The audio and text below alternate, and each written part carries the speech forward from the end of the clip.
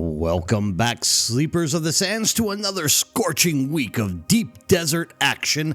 I'm Nerdbird, your personal cartographer of the Arrakis Dunes, and I've mapped out some truly incredible locations for us today. But before we brave the open desert, I want to say a massive thank you to everyone for fueling this journey. Every like, sub, and hype sends our signal deeper into the digital siege, helping us beat the algorithm storms. You are the best community in gaming, and I'm honored to be in the crew with you. Now let's find some spice. And moving on to our weekly map, you can see that there are quite a few choice little islands that are very close out here to the border of the danger zone that you could possibly be setting up your bases in this week. We will find that they are not equally proportionate in terms of the way that the POIs as well as the materials out there in the deep desert are set up. However, they will be offering you a good choice of near border possible builds. Now, when it comes down to our medium safe spice fields to be farmed this weekend, you can see that there are no guarantees out there for which side is going to be better. It looks like Funcom took it upon themselves to spread it out properly instead of just shoving it to one side this week. However, keeping this in mind, it is still kind of an advantageous move to make sure that you are trying to get out here to these border spots as quickly as possible this week.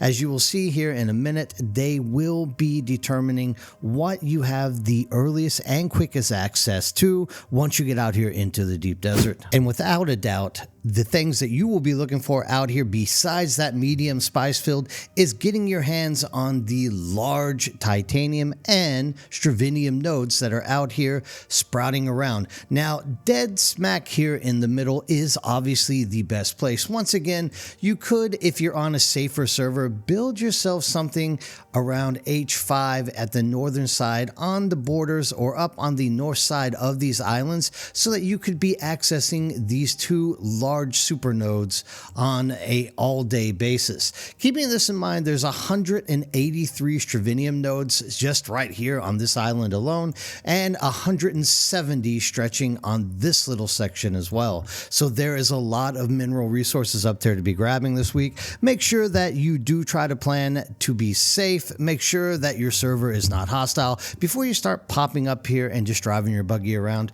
because that could end up being a very bad situation. Now, on the other side, you also have the titanium on this side and stravinium to the east. Now, these are also about 107, 108 node super clusters. However, we need to be careful with what we're doing. As you will see here in a second, there are some other POIs that are all stuck around these areas that might be influencing the amount of traffic that is coming through and making it more difficult for us to actually be picking on these different nodes. First of which is being the large spice fields. So as you can remember, we have this little supercluster that's sitting out here on the side of stravinium. We have this supercluster sitting out here that is on the titanium. And of course, you have a large spice field sitting right next to it. Now, this is not where this story is going to end. We have to take it a little bit further in and look at the other POIs alongside these. But as you can see, this week, there is nothing jam smack in the middle. We are looking at two close-ups, but as we all know, we cannot rely on these things to be spawning all the time, so you can't necessarily say that setting up over in this kind of area is going to make it easy to access these different nodes, because more than likely the deep nodes are going to be the ones that are spawning more often than not. So definitely be thinking about that in accordance to the type of materials that you're going to be trying to grab. Which brings us to the final POIs that we need to be dealing with today, and that is the Imperial Testing Station, once again sitting jam smack right next to our large spice field, as well as that supernode cluster of stravinium over on this side.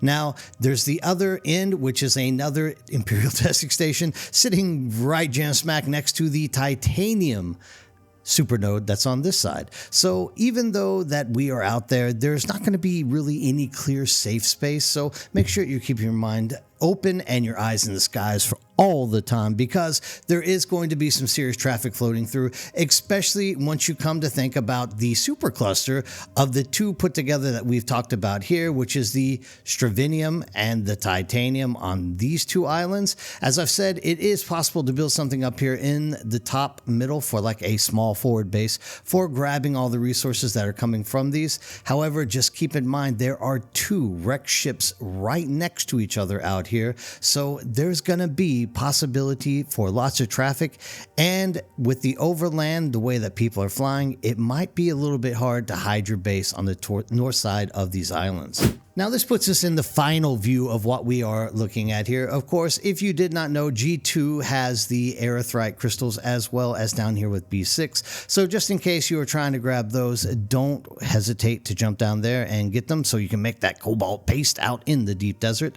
But stepping back, looking at the map in general, we now are seeing the bigger picture, which is this week Funcom has more or less clustered a lot of the big POIs and resources all together so that it's making it a little more traffic worthy, and there needs to be a rising concern with how much time you're leaving out here being exposed to any possible PvP goblins flying around looking to wreck your day.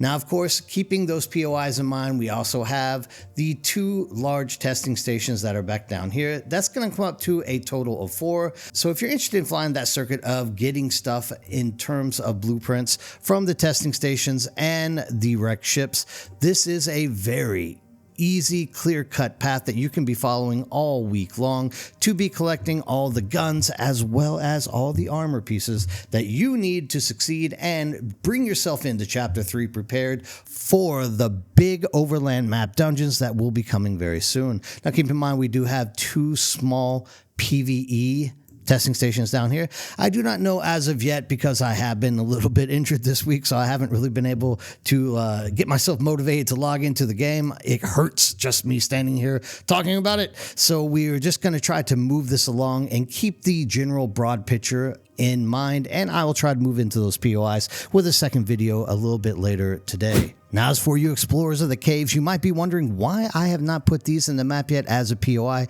That's because there have been no large PvP caves reported this week. There's a lot of caves out there, but it's looking like there's only going to be 2 PvE caves that we're going to have access to. I'm expecting there will be one of these turned into a PvP cave. We just didn't scan it out properly, so it's possible that one could pop up, but I would not expect too many this week. They have been throwing a lot of PvP caves at us lately, so this might just be one of those dry weeks for the cave exploration. And as always, if you are new to Dune and have a working ornithopter, or you are just playing around in the Haga Basin trying to figure out how to do the game properly, remember that you should be jumping into the deep desert at least once a week, picking up 180 free intel points from all of the testing stations that you can find here on the map. This is easy stuff. It's not very hard. It's all PvE. Nobody can take anything from you. If you die, you can literally just run back in there, pick up all of your stuff, and this is going to be handing you the access to blueprints as well as multiple building materials that are going to set you forward and ready to be jumping into the end game at some point whenever you're ready in the future. And as always, never forget that the A2 shipwreck is a freebie. There are no NPCs. All you have to do is land, hang a right, cut a hole in the door, pick up your blueprint, and then move on to the next one.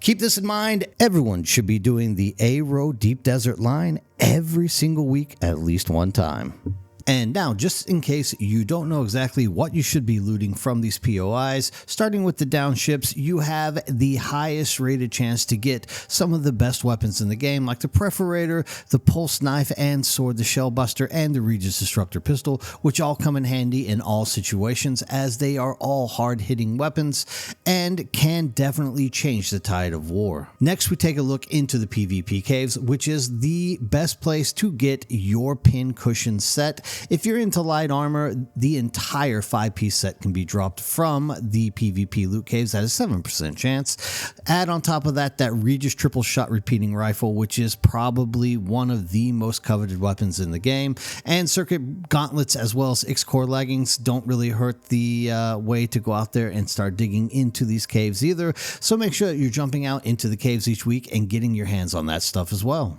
Moving down the line of seriousness, we have the large shipwrecks, which are my favorite place to go for my weapons because they usually respawn quite often and you're not randomly searching for the smaller ships. This also has the perforator, the pulse knife, and the pulse sword, as well as a shell buster and that disruptor pistol. The problem is they are dropping at a 7% chance, but the loot pool seems to be rather small. I tend to get my hands on the same thing over and over again, but either way, that Way of the Miser is something that you can collect. It's not a bad handgun either, but I would definitely recommend, if you are going for new weapons, all these large crash ships are great to be jumping into. Next, we have the PvE testing stations, which have quite a bit of stuff to be looting, but the loot pool is rather massive in my opinion, and it is giving you a chance to get that young Sparky MK6 as well as the replica pulse knife and the Holtzman shield, with the chance at the power harness as well.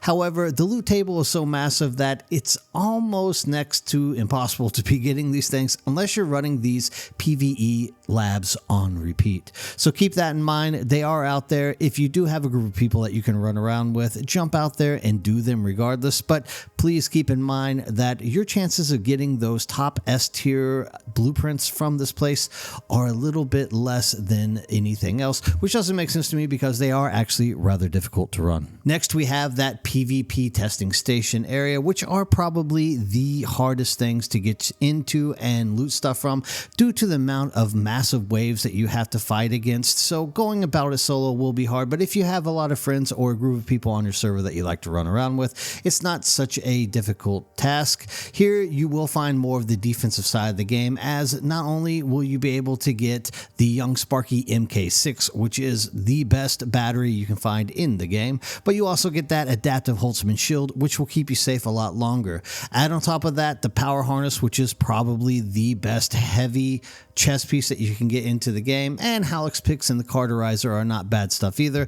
And if you are lucky, you can also get your hands on a black market K28 las gun, which will help you eat through ships and people's bases a whole heck of a lot faster. And finally, but the absolute most important part of this show each week, is giving a shout out to all of you great supporters out there helping push this video deeper into the YouTube algorithm and spreading the word of Dune Awakening's deep desert resources and blueprint maps. Every one of you are absolutely the most fantastic supporter I could basically ever have for the rest of my life. You are all just so absolutely kind and nice. Thank you all for taking time to leave messages every single week and support this channel so that we can keep it growing and make Dune Awakening a better game in the future. And as always, keep your eyes in the sky and have a great day.